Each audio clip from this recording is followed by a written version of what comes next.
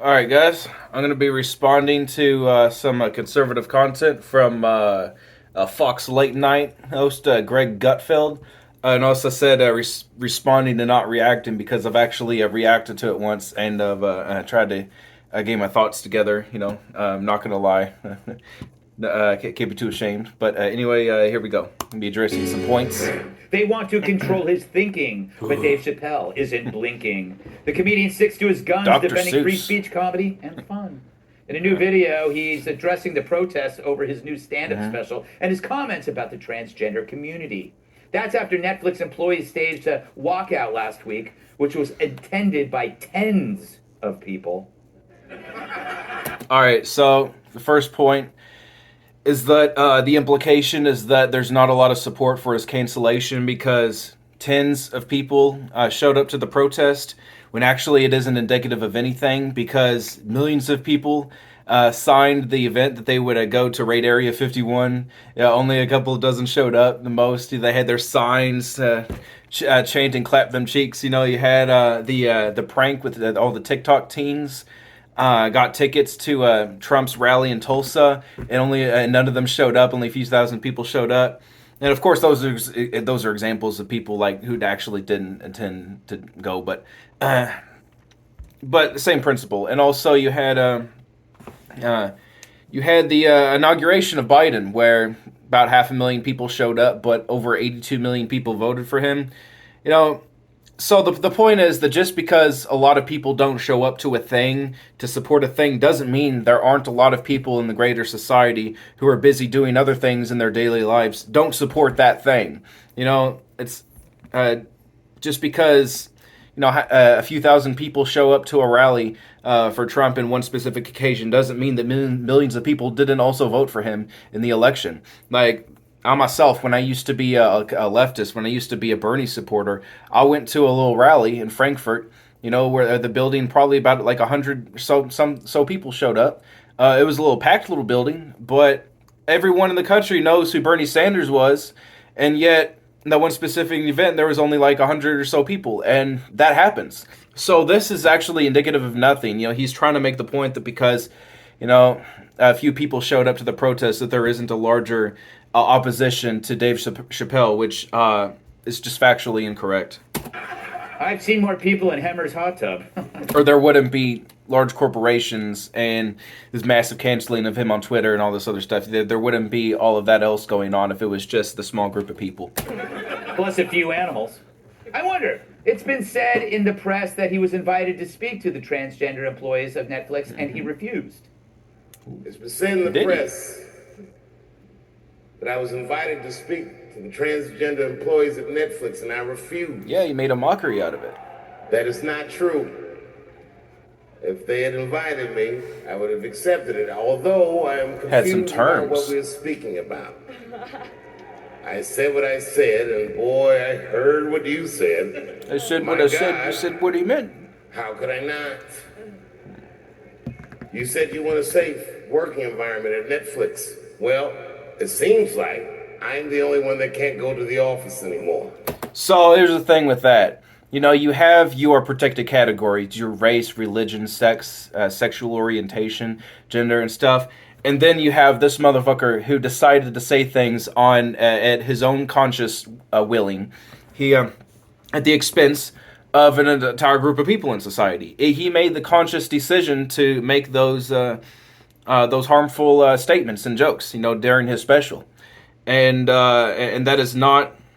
And that has nothing to do with protected categories, and he deserves every bit of criticism that he's getting. So let's continue. He's not wrong. If he walks into that place today, they treat him like an active shooter. Chappelle also revealed that his documentary about his 2020 summer comedy tour has been expelled from film festivals. Yeah. This film that I made was invited to every film festival in the United States, and some of those invitations I accepted. And when this controversy came out about the close-up, they began disinviting me from these film festivals. Yeah. And now, today, not a film company, not a movie studio, not a film festival, nobody will touch this film. thank God for Ted Sarandos at Netflix. He's the only one that didn't cancel me yet.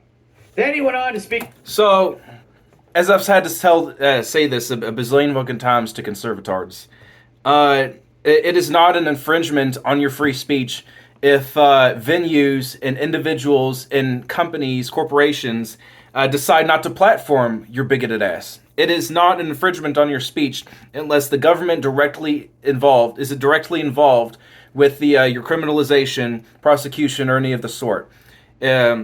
Unless it's the UK government is fining you £500 for having your pug do a Nazi salute, like with Count Dankula. Unless you are being expelled from the country for Islamophobia or whatever, like what happened with Lawrence Southern. Those are infringements on free speech. This was not. This was individuals and organizations in society standing up against hatred and intolerance for a group of people. And good on them for doing so. This is not the government. Speak directly to the trans community. I wonder if he said if you want to meet with them, he's more than willing to, but has some conditions. Yeah. And if you want to meet with me, I'd be more than willing to, but I have some conditions. First of all, you cannot come if you have not watched my special from beginning to end. So here's pretty much the only good point that he makes here, which is that you need to watch you have to understand the full context and information of a source before you review it or criticize it, which I did, and I'm not going to go over the full special. Right now I'm not interested in that, but the point is, you have to have a full conscious understanding of something before you can receive it, transmit the information, and then give your perspective. Let's go on. You must come to a place of my choosing, at a time of my choosing. Also, maybe a little selfish, but that's, I mean, I'm sure that most reporters would agree to that. That's fine. Yeah. And thirdly, you must admit that Hannah Gadsby is not funny. So, everything leading up to this point, was fine, and then he just fucking dropped the hammer and just showed how absolutely no fucks that he gives about about meeting up with the trans community and discussing their grievances. This would be the equivalence of me being back in the civil rights era. Being like, I'd like to, say that I was an important figure, that I was a big figure that had influence in society, on the racist white side, and I was like, I'd really like to meet down with these, with the black folk and discuss their grievances. They want to use the restrooms as the white folk, which is ironically what these motherfuckers want to prevent trans people from doing. And talk about their right to equal voting and this and that. But I'll meet with them as long as they agree that MLK is not funny. I mean, fuck this guy. Like that's basically what he said. That's funny because it's true. Gadsby was among those. Except comedy is subjective and has to do with your biases and understanding of the world, and is not factual at all. Dude denounced Chappelle's special and blasted Netflix CEO over his response to all of it. I'm told she's also got a few Netflix specials, though they're the only specials with a trigger warning that reads, "Will not induce laughter." Huh. Joe, was that fair? She's not unfunny, or is she? Oh, well, so far we've heard from people who can't take a joke. Now we've heard from someone who can't tell one. And it's good to be able to take jokes, but you also have to draw a line when the butt of the joke is that there is a fundamental problem with you. Not when it's just like a silly jab at your lifestyle, culture, or something like that. That's the deeper discussion, but we'll continue. Pretty bad. Yeah, when her special came out, they actually tried to say, oh, no, this is a different kind of comedy. Yeah. And I had all these messages people were sending me saying, comedy doesn't have to get laughs. Comedy doesn't have to be entertaining. That's not it at all. Again, no one who watches Hannah Gadsby's comedy says that it's not funny or entertaining. That's him fucking putting words in their mouth, of course, because the implication is that he doesn't want her comedy to be funny to anyone. But the fact is, Dave's comedy is funny to him. Hannah's comedy is funny to the people who watch Hannah, which is presumably, a bunch of woke tards in California or something. Yeah, and finally I had to block Joe Mackey.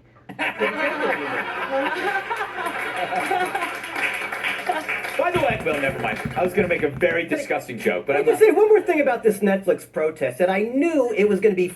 There were so few people there; they weren't even worried about COVID rules. Yeah. It was like They're gonna and you can tell circle because the jerk each other cameras about are from this the amount of people that if showed up any to the closer, those cameras would protest be and performing Hannah Gadsby not colonoscopies. being So funny and this and don't that. I'm just fall for what they're I saying. don't This want to is- they accidentally don't skip too far represent a forward, large so I'm group just gonna of any people, let alone this community they're listen. You talking can just that's listen to so my true. beautiful Whenever voice you see over the any kind over of it. news story Okay, where the okay, let's camera's see. close up for a group, that tells you there's no group.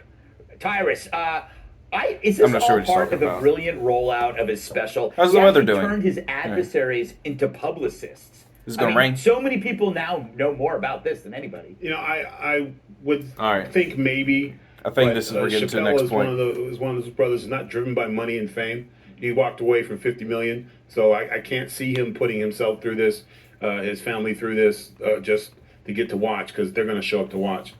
What I think needs to happen though is some of us have to come forward. I think it's time I came forward. I wrote the jokes. I'm sorry. It was me. And maybe some people aren't motivated to do what they do for money and fame, but obviously he made millions off of this special, so you don't really have much of a leg to stand on there. And he's also really thriving off of the polarization of this. Anyway, it's called the Streisand effect. You know, he's getting a lot more publicity through the controversies that he's created. And although personally, I would prefer to ignore ignore assholes like Dave Chappelle, but the end result is that you can't leave harmful ideas go unchecked, even if sometimes the unfortunate result is that they become more popular because of it. So just off of principle, I can't let Chappelle take all the heat anymore. I did it, so come get me. They go after him so hard, and they push so hard that he was this. He was transphobic and he was attacking people. Yeah. And they tried to compare it to other things. And I, for one, was like, well, when do I get my turn to complain about Dave Chappelle? All the light-skinned brother jokes he's made over the years. Always talking about how handsome we are, how we get the jobs and the girls. Get the jobs and the girls. Handsome, get the jobs and the girls. What the fuck did he say about trans people? That they had fake, impossible... beyond pussy, impossible pussy. That they weren't real women. That essentially it was beating down on them. Not lifting them up as a group, but pushing down.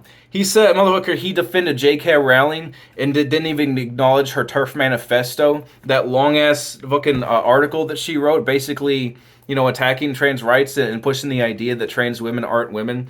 And fundamental to TERF ideology, which he said that he supports clearly when he said, I'm Team TERF. TERFs are a fucking hate group. And fundamental to their ideology is that trans women are not women.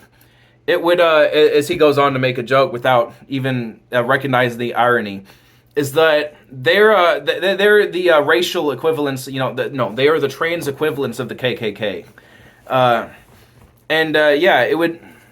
It would be like me going on stage and saying I'm Team KKK, and sure, maybe I could make that sound funny in a way, but possibly I'm not a comedian. I wouldn't be able to word that in a way that was coded in so many layers of irony, and that it was just hilarious. But when Dave said it, he wasn't saying it in like layers of irony and stuff. He's saying like pretty genuine statement. He said I'm Team TERF, which underlines a fucking ignorance and boomer worldview of trans issues. Yeah. So that's so you don't really have a leg to stand on when you're comparing these apples and oranges of lifting of in one case he's lifting a group up, in the other he's attacking their entire identity. There's also the difference between jokes that goes like this. So let's say that I'm making jokes about gay people, and one joke is it's Adam and Eve, not Adam and Steve, and the other joke is gay jokes are so corny. Come on, man. Obviously, the first joke has an underlying bias against gay people, that there's something inherently wrong, that there has an underlying idea that there's something wrong with their behavior, and it also, it's also attacking their identity.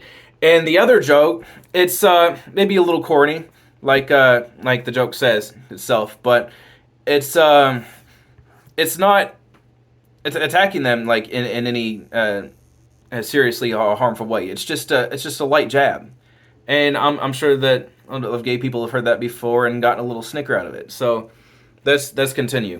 It's unbelievably upsetting. So maybe we should go. You know how many times he said the N-word on TV? Why are we not getting him? Oh, because he's black, he gets a pass? No, sir. So let's just give me my platform so we can go after him. And another thing, which is... Speaking of which, I actually had I got a real big kick out of the N-word pass. Some years ago, I got a little card that said N-word pass, on my wallet. I was going to pay. No, I was going to have to pay for it. I just decided against it. Now I remember when that was a big meme. I personally think that the N-word with the A on the end should be legal for. I mean, of course, legal, but I think everyone should get an N-word with the A on the end pass because it's. I mean, it sounds so cool in rap songs. All right, shit. I don't. Maybe that sounds racist. I don't know, but the hard ER, yeah, just totally reserved to to black people. It's continue. Really great, and I wish when you talk about a group being or a group coming after you as the people who are saying that it's causing hate.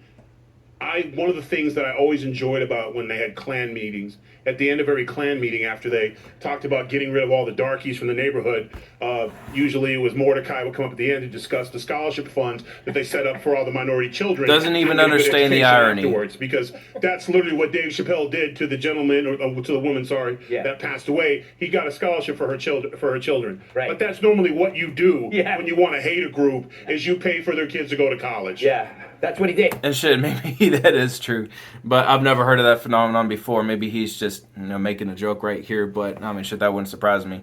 Be like, okay, like they say, when you really hate a group, you come for their kids and show them the right way or something. I don't know. But if you watch the special, that's what he ends up doing. Matt, what do you make of this? I don't know. I just feel like the only good thing about Chinese corona and a pandemic is that a lot of us watched a lot of television. The kung fu. And all these controversies came out about what's on and what's not on, and all you know what the best TV show of all was, or whatever. For those of you who have kids, we got to listen to what's going on in their school, in the classrooms. Right. Oh my God. Yeah. That's why there's firestorms going on in Virginia, and I say to Dave Chappelle and to you, it's nice to have comedy that's funny. Exactly. It is nice to have comedy that's funny based on, to have the free speech and to have comedy that reflects different values and beliefs and views of the world. That is what comedy is. It is reflective of your experiences in life and, shared experiences usually, with the comedian. That's why, the jesters, in the old days would make jokes about the king and of the royalty and stuff, and they were protected. They were like the only people in the kingdom that were protected by, said free speech. They couldn't be executed for being offensive like anyone else could. But the point is, your comedy is subjective, and it's totally depends on how your culture and how you're raised and your experiences. But sometimes you have to draw the line where that comedy is indicative of bigoted beliefs and ignorant, outdated information. Like, I'm Team Turf. It's you may have the freedom to, you may have the free speech to say that, but I have the free speech to boycott you, to say you're an asshole. I have the free speech, as a venue to not platform you. Just like Facebook and all other social medias, where conservatives are always complaining about getting censored on. Once again, motherfucker, that's not your speech being infringed upon, and I have an obligation to.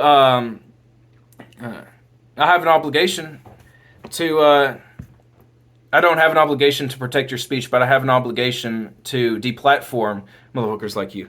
Anyway, let's go on.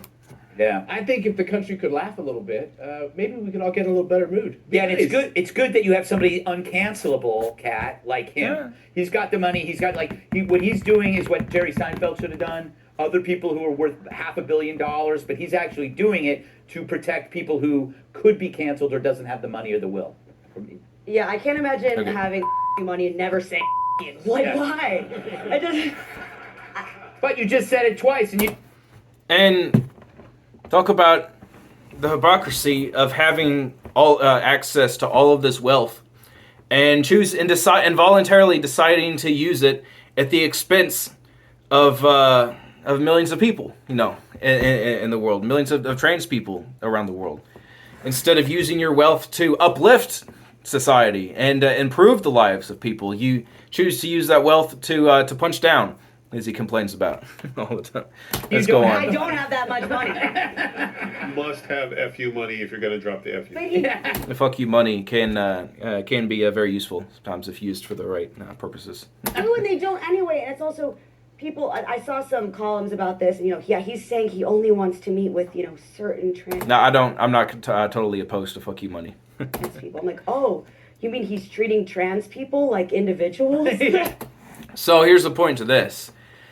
It's not reflective that it's not reflective that he chooses not to meet with certain trans people because he just doesn't like them as individuals. What it shows is that he's not willing. What it actually looks like is that he's not willing to defend his beliefs and the statements that he's made to his critics.